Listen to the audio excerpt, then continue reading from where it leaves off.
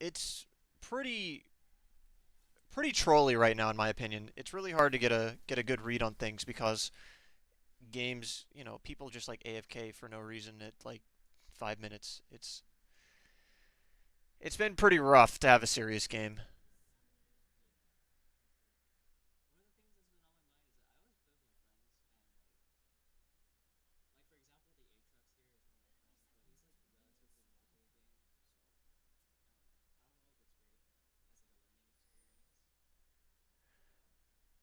I mean, in general, it's good to be playing with people at your level or above your level in order to improve. But at the same time, you're helping him improve by playing with him. So it's not entirely bad. It just means that if it comes to question, you should be the one making decisions. Um, I'm guessing you were just doing that so Ezreal could make money or something, klepto. Mm-hmm.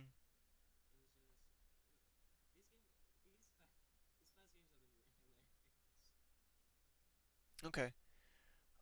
So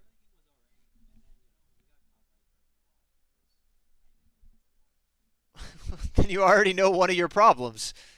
Um, all right. So I like talking about win conditions at the beginning of the game, even though I'm not super comfortable with the current meta. Uh, you there's still a little bit, some little bits that are similar.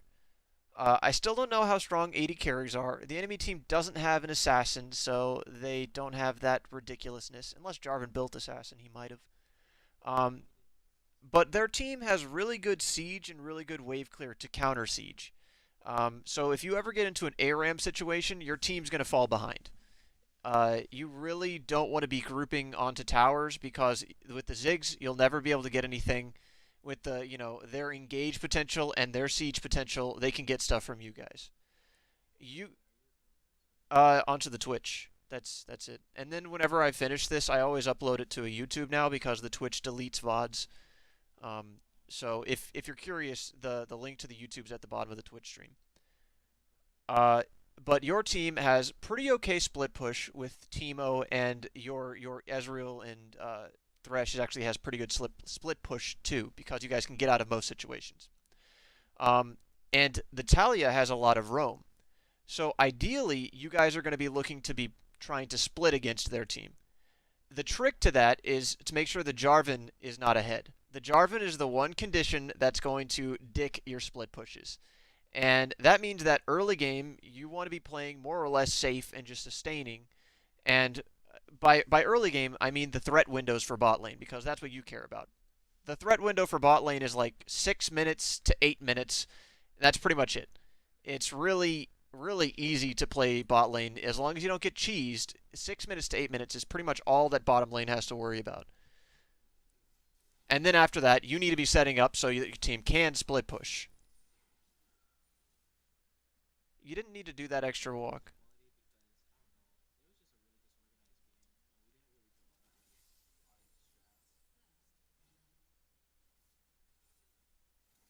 You gotta auto the minion wave.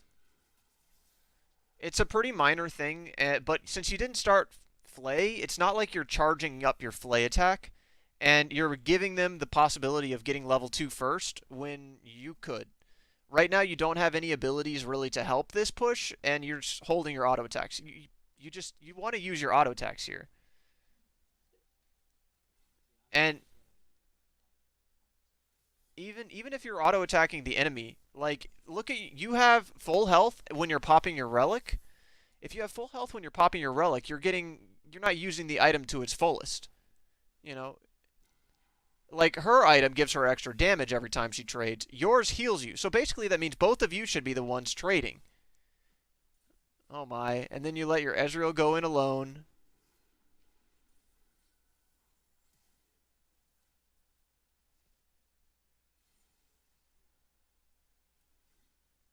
All right, that's pretty awkward. But you see that's the same importance of like level 2, right? If it was that easy for you guys to kill them, then why didn't you try and get level 2 sooner? Because they theoretically could have done the same thing to you guys. Of course, they didn't have red pot on Ezreal, but that's something that you really need to be a little more concerned about. That level one.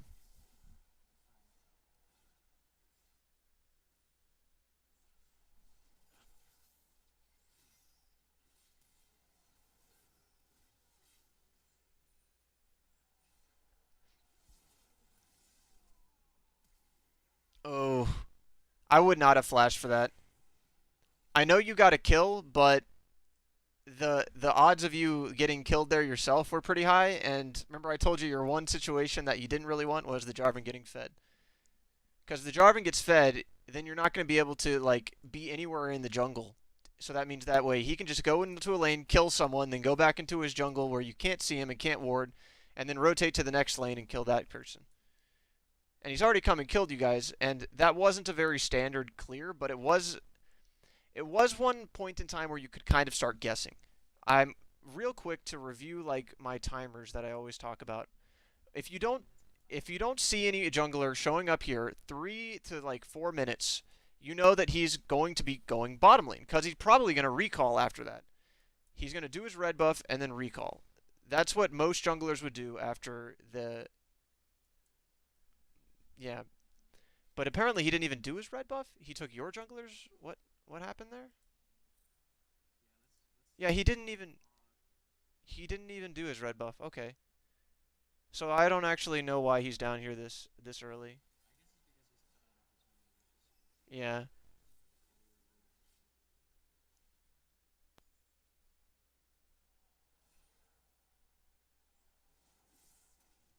I would have held my flay. You could have flayed him out of his knock-up thing, and then I wouldn't have flashed for that. Because Morgana just had to walk up to you, and she would have landed that.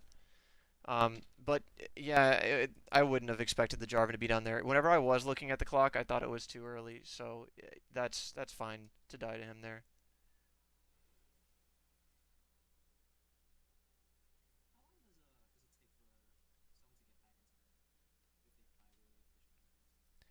Probably like 20 seconds. It's not very long. I don't have an actual timer on that. Count it next time you walk to lane if you're curious.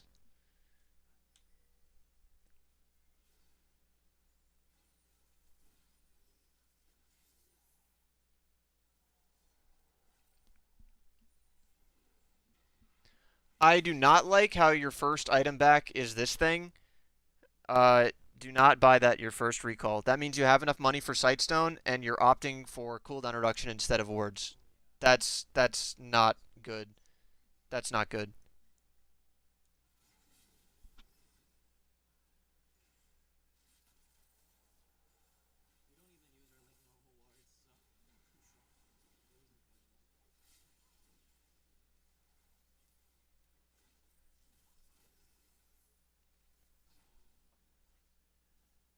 See, right then, right? You had your ward. You could have warded this, but you for some reason felt you had to walk into it.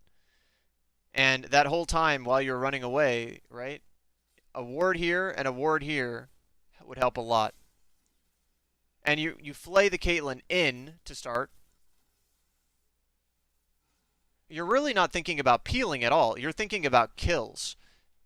So for starters, over here with the Jarvan, you were thinking about I got to get out my damage. The Flash, you were thinking I got to get out my damage. Over here, you're thinking about I got to get out my damage. With these flays and everything, you're only thinking about the kills. You're not peeling at all. You're not trying to cancel the Jarvan's flag and drag. You're not trying to push the Caitlyn away to secure your Ezreal's safety.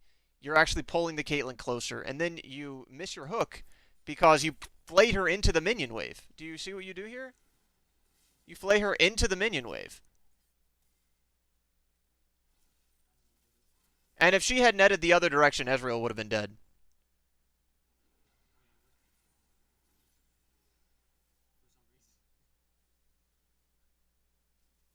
So you're not using wards, you're just kill hunting, and alright.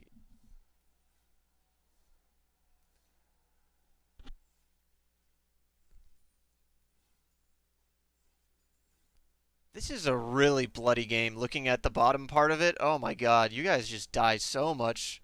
Both teams.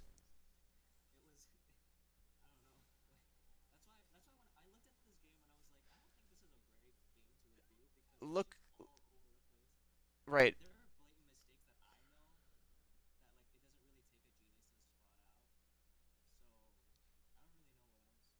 So 6 minutes, I'm telling you, this is whenever one of your danger windows comes up, 6 to 8 minutes for bottom lane. I wouldn't be staying here like this. This is really risky. You're just asking to die, because this is when junglers are bottom again. They're back with full health and items. See? Jarvan's bottom. 6 to 8 minutes. The closer it is to 8 minutes, the less likely they're here. The closer it is to 6 minutes, the more likely they're here. And that's just following the jungle camps. The jungle camps, whenever they light up yellow, you know the jungler's going to be on that side of the map. And they have two choices, to come to you before blue or to come to you after blue, right? That's why it's 6 minutes earliest, because he's coming to you before he does blue. And then maybe later on, after he does blue, he comes down 7 minutes. And then maybe later on, he comes after he clears these camps, he comes down. That's like 8 minutes. And you guys are staying here and given this extremely easy, extremely free gank.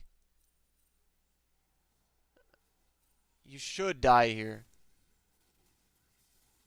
Yeah. Yeah, that was very obvious.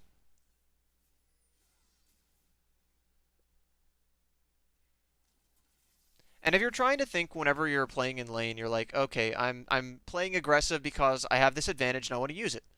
Well, at that point in time, you guys did not have any sort of advantage at all because they were you did have a level on them, but you didn't immediately. Like let's go back a ways. Right here, right?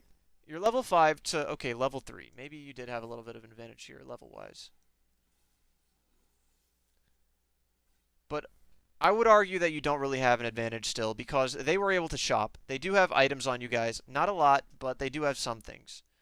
And you guys haven't been able to trade in your advantage from getting all of these kills yet. All you have is XP right now. And you're staying in the lane to press this advantage. The wave's coming into you guys. You guys are half-life. They have shopped. And you do have a level on them. So you do have a little bit of an advantage. But if you're trying to stay this far up, whenever you're like, oh, I'm pressing my advantage, you're not. Because if you're paying attention to these danger windows, this is inting. Whenever you stay like this, you are intentionally feeding. Because it's such an obvious prediction for them to come down after this, especially if their bottom lane isn't too far behind. This is one of the very easily predicted, you can see this happen every game that you do this. If you push up like this and it's 6 minutes, you're going to get ganked. And you have no advantage to be doing this. There's no way you're going to be able to turn it on these guys that are full health with a Jarvan coming.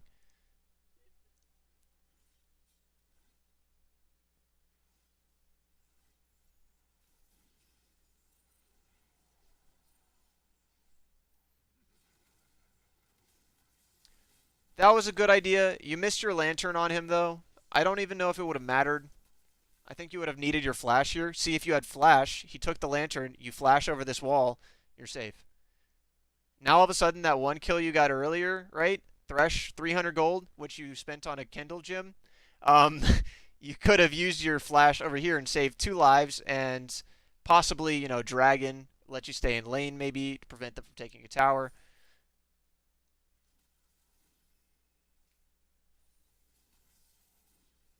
As supports like Thresh or Alistar or Leona, do not waste your flash on just tower diving for a kill you might trade 1 for 1 for. Just let it go.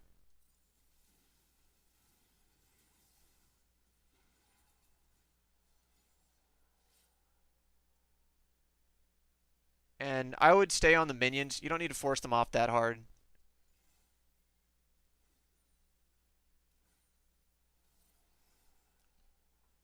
So now the odds of the jungler being near bottom is really, really slim, actually. So playing aggressive like this is totally fine.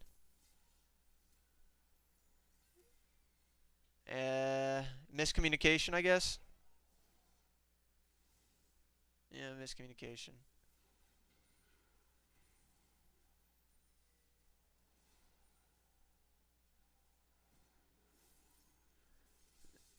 As I said, the odds of the jungler being down here were small, but I was wrong.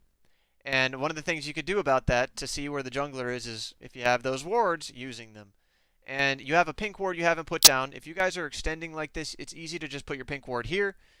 Makes it a lot safer to be doing what you're doing. And I already showed you my favorite place to put a ward over here, but, you know, and you guys have had wave control to do that potentially. You really aren't thinking about the Jarvan at all this game. You're thinking about just kills. And again, you just go for the kill and you die. Instead of peeling off, going for kills, which admittedly, I probably would have looked for that kill too.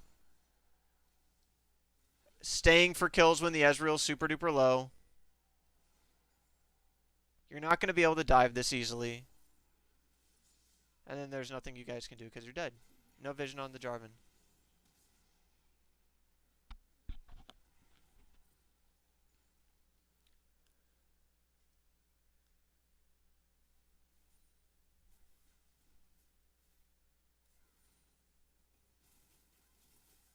That was a nice pickup. Did you finally get your sight stone? You did. Okay.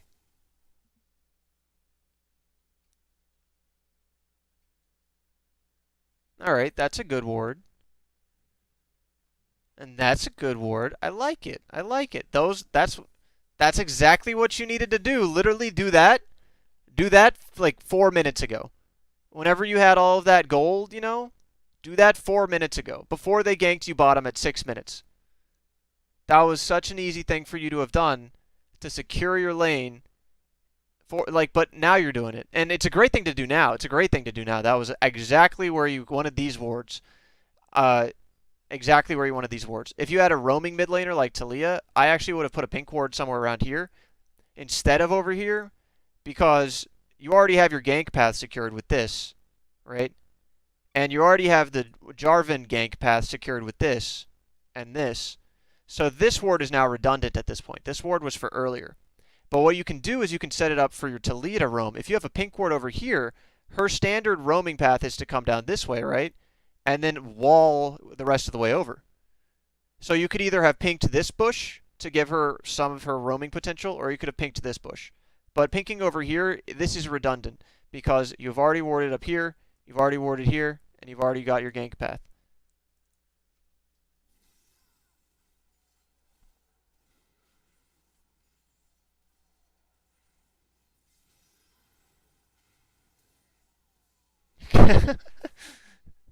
I would have done that too. That was just a misplay. Because we saw the Jarvan top lane. I would have looked for it too. Staying for kills, you don't need to do that. Now you've killed yourself.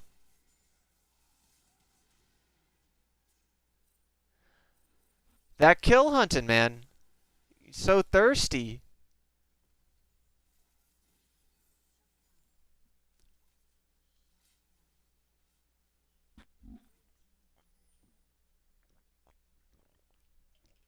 Let's see. Eh.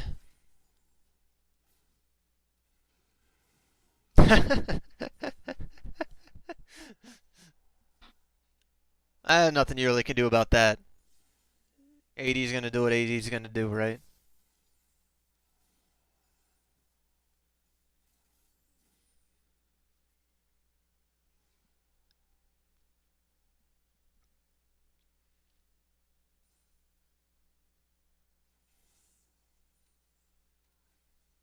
Hmm.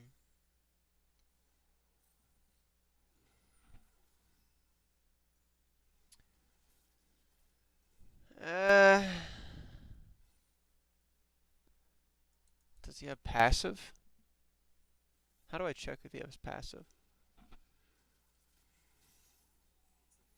Yeah, okay. Oh my god. What happens here? I was looking at his passive.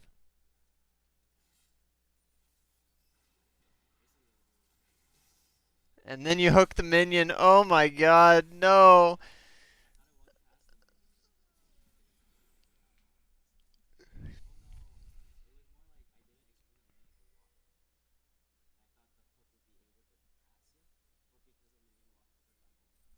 Yeah, well, you see what you do here to let this happen? You see what you do? For starters, this gank is a failed gank due to the positioning of the wave. And the positioning of the wave isn't entirely your fault. It's largely your AD carry's fault. But also, here's your time to get this gank off. and your ganks as Thresh are really dependent on this. And you know what's up? This. You have Flash. All you have to do is flash and flay Lantern, and you have this gank right away, right? So instead, I mean, mechanically, you could have flashed over that, right? But even if you just had flashed sooner, it wouldn't matter if it hit you, because then you would have been right next to them and gotten your flay off. So now that gank has failed because you didn't set it up correctly, right? That was your setup. All of this warding and stuff like that, it needs to have proper execution too. This is part of the play. This is, in my opinion, like 60% of the play, but you got to do the other part of it right. And then what happens is you just decide to leave. Do you see how far back you are? There's no reason for you to have been that far back. There is nothing over here. You're going to get this one minion? Is that what you really are trying to do? The minion's dead. But no, you're going to get the trap? There's no reason to get the trap. Those last like 30 seconds. And because you're all the way over there, this engage happens. Whenever a support roams away, ideally, you ping your AD carry, fall back. And this isn't even roaming, so you shouldn't even do that. But that way your carry isn't positioned like this, because he thinks you're still there. Most of the time, that's what they do. That's what I do. I always think my support's still there, and then I die because like they're actually up at river like this. They're like, I'm going to look for something else. But this happens because you weren't eager with your flash. You didn't get your flash flay off. And then you decided that, oh, the gank failed. Time to just reset and to eat this trap. It doesn't do anything to eat that trap. And that's what let Ezreal die, and maybe you too. I haven't seen this whole thing out. Nope, not you. But then you use your flash to get away like that. So see, you're going to blow it anyways. And it's not like you have a problem flashing aggressively because you flashed aggressively to dive.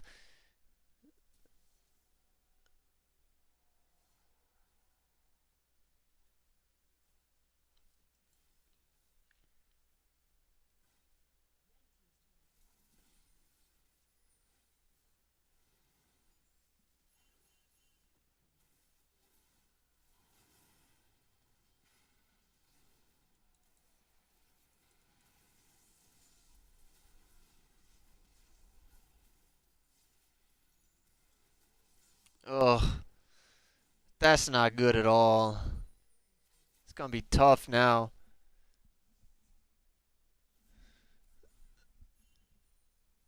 Mm. Do you get first tower? No, you didn't. Oh, you did earlier. Yeah, yeah.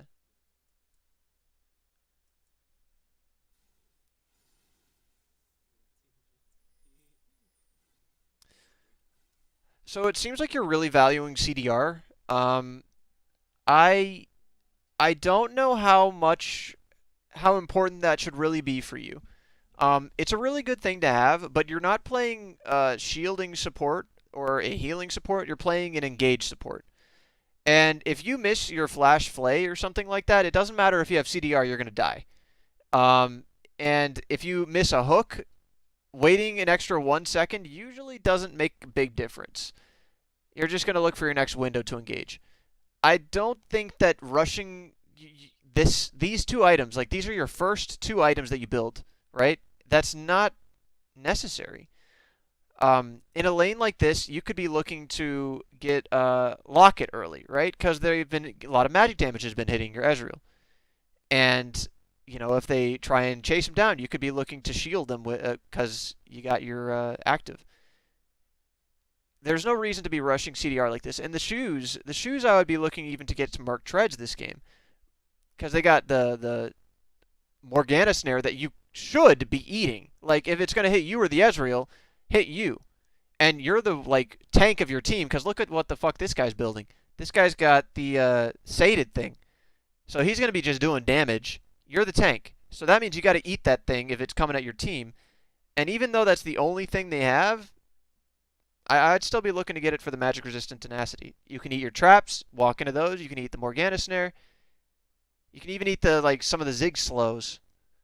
But you value in this thing. And yeah, I'm pretty biased. I like CDR. I like it, but like I never buy those shoes, so I am biased. What are you doing over here?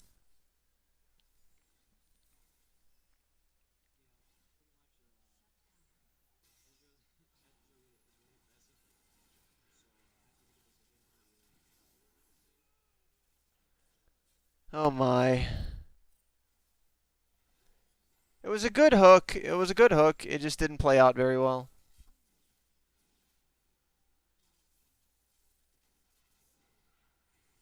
All right. Uh, I wouldn't say anything about that was really your fault. I would say it was mostly the Ezreal being in a weird position.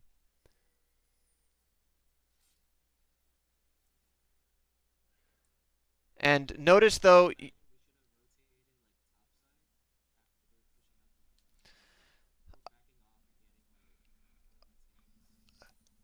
uh, so if you're looking at rotating, right, to try and create an advantage, and you're trying to just play out what I've told you earlier, you haven't even gotten your turret yet. Whenever you are, trying to get these turrets and you're rotating to take turrets, if you can't even take this turret and you both rotate, then you're just going to be giving them this turret too. It's not going to work out where you just rotate and you take a turret. If you're trying to lane swap because you're losing and you're just like, hey, Teemo, you can fare better, you're wrong because Teemo won't fare better than you. In this situation, what happened is you want to kind of pull the Caitlyn away and kill her. So that was something that would be good for your team to have happen, except for you just didn't execute it correctly. Like the Ezreal was aiming at the Morgana for half of that fight, and if he had hit Caitlyn twice with a Q, you would have already won the fight. Instead, you didn't. Um, I'll go back to it.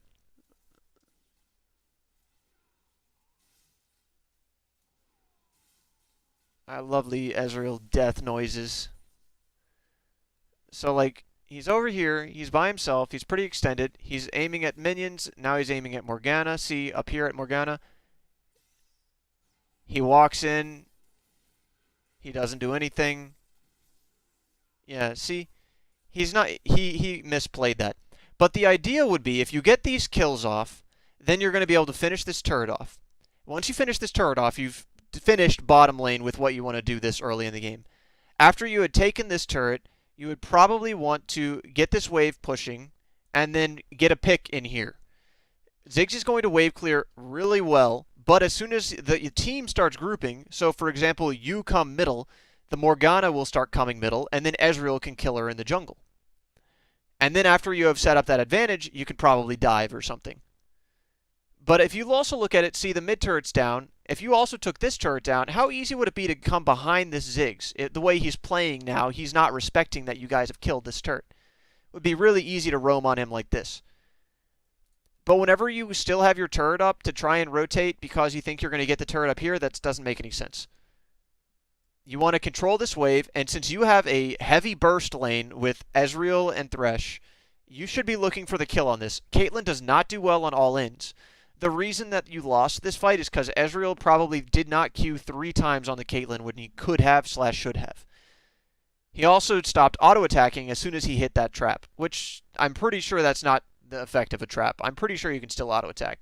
He was probably just trying to run away. Um, yeah, and to get hit by that to begin with is a mechanical thing, which, obviously that fight, the entire fight was pretty much a mechanical mistake.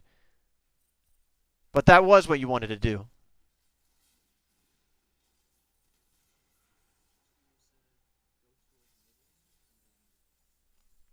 In this situation, yes. In this situation, you would want to get this wave coming out, right?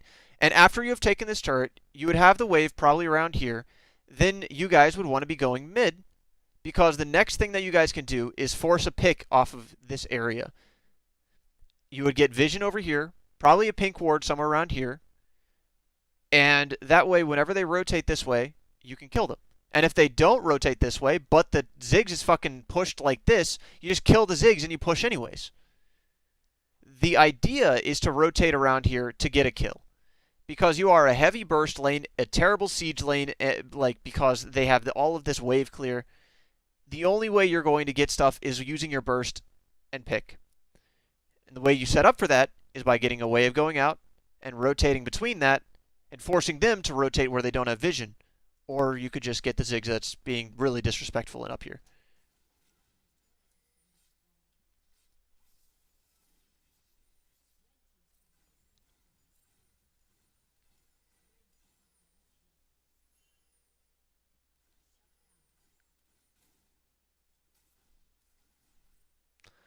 And I also like to point out, I know you said you weren't using your wards, but you seriously are not using your wards.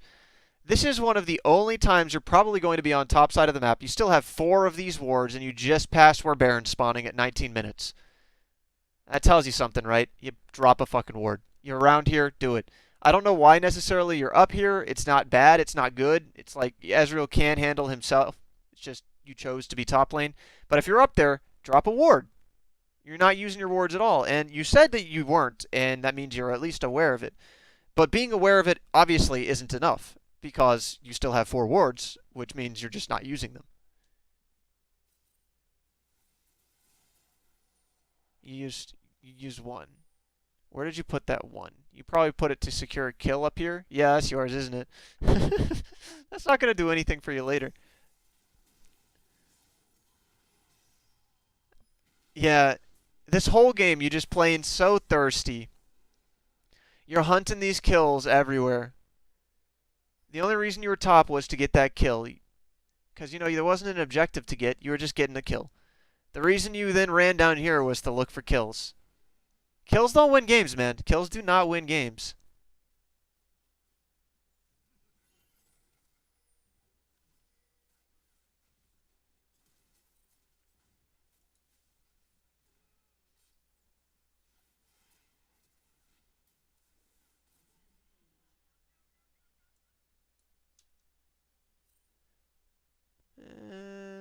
You sitting around in base for something? You didn't even buy anything. What are you doing?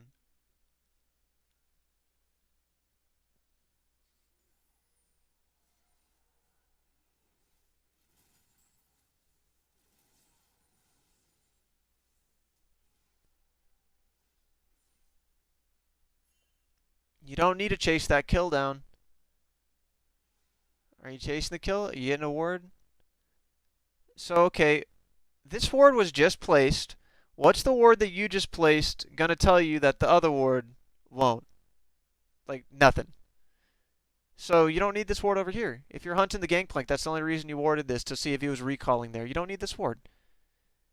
And that's like a resource. So if you're telling me that, like, heck, I was warding, look, I only have 3 wards. This ward's worthless because this ward was here. And the ward that you put over here was worthless because you only used it to gather 1 kill. So the 2 last wards that you put down, haven't meant, shit. They're worthless. And during this time, look what happens because you guys were chasing down that gangplank. Yeah, this really isn't a good game because you're just hunting kills.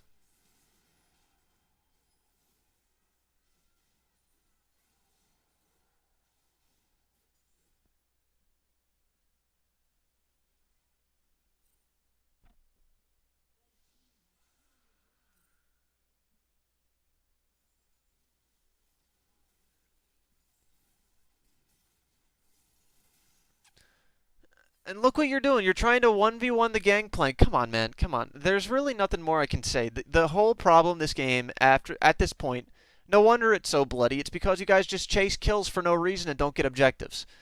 Like, I honestly don't even want to really review the rest of this because the strategy that you guys are employing is just hunt kills down, and eventually you're going to have enough, damage to kill the turrets in one push.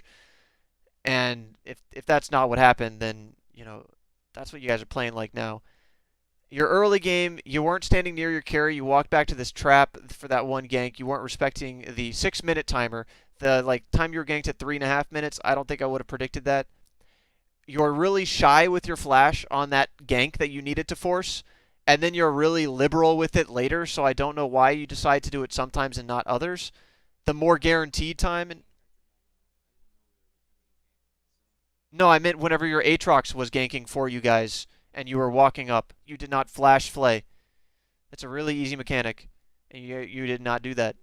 But you did flash flay under turret, which it resulted in Ezreal's death. Your vision that you set up, you only really set up vision once. That one time that I said, this was good and this was good. But I also gave you a couple of, critiques on where you could be putting wards for that. Because the one you put down here wasn't really doing anything for you at that point. That was the only time you set down vision in a 24-minute game. The rest of the time you set down vision was just to hunt for kills, and this is pointless. This ward did not spot out anything extra. The ward over here spotted the gangplank and helped you get a kill, which then you recalled after and did nothing with. You're really just chasing down these kills. From the flash under the turret with the hook to everything. There's and the way that I always think about this and talk about like double lift flash, right? People were saying like double lift held flash and that he died for this or whatever. If you watch what he said after that, he actually reviewed some of the like trash talk that people were giving him, and he said, "If you think I should have flashed her, you're an idiot." And the reason is because what were they going to get afterwards, and what would I have been able to do if I was still alive, right? And the situation was he would have been too low, and he would have had to have recalled because everyone else on his team was dead. So essentially, he let them have 300 extra gold and made it so that way they could win a fight later on. Because he would have flash. He would be able to position more aggressively and stuff like that. But because he already knew the fight was lost, he decided it was better to just die. He held flash for later. And if you think about that, right, you think about his willingness to just die, that's the foreshadowing of, I know we're not going to be able to get anything, so I'm not going to do this. Your entire playstyle this game is, I'm just going to get kills, I don't care why, it's going to be money. And you would have been the guy who would have flashed away here, because you wouldn't really care, you're just keeping yourself alive and preventing them from getting money. Well, the next fight then, you've also lost, because you don't have flash. This time that you're chasing down all of these guys over here, how you chase Gangplank all the way up through top lane and then down, they took a mid turret. The mid turret wins games. Chasing the Gangplank does not do anything for you. And this is thinking about what are you going to get. Even if you had chased the Gangplank down and killed them over here, the next objective is fucking way up here. They would have been able to rotate to you guys. So, okay, what should you be thinking about these games with, vision and supporting and rotations and all shit like that? It's setting up a slow push, setting up a pick between them, and then rotating to the next thing where your team's grouped. And in this situation, your Aatrox is grouping here, your Taliyah is grouping here, and you're kind of grouping here, but you decide to solo the Gangplank when you could go on the Ziggs instead. Do you see how you chase down this simple fight? This shows you how just kill hungry you are.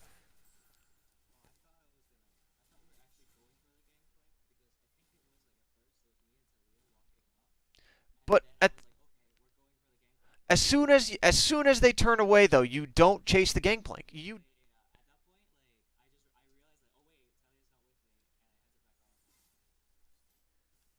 Yeah, but you're each picking your own 1v1s, and this is a really stupid thing. Just all around. He's looking for the Jarvan, you're looking for this. And it's just because all of you want to fight. If you want to do that, be a top lane main and play like Yasuo. Because then you can split push and force people to come to you, and you can get all your 1v1s or 2v1s or whatever else. If you're wanting to play support, which, is a very good role right now, then you need to be focusing on visions, roams, and split, like how you're going to rotate between things. And objective control, which you had completely ignored whenever you walked by it. For the past 5 minutes you've been walking past it and ignoring it.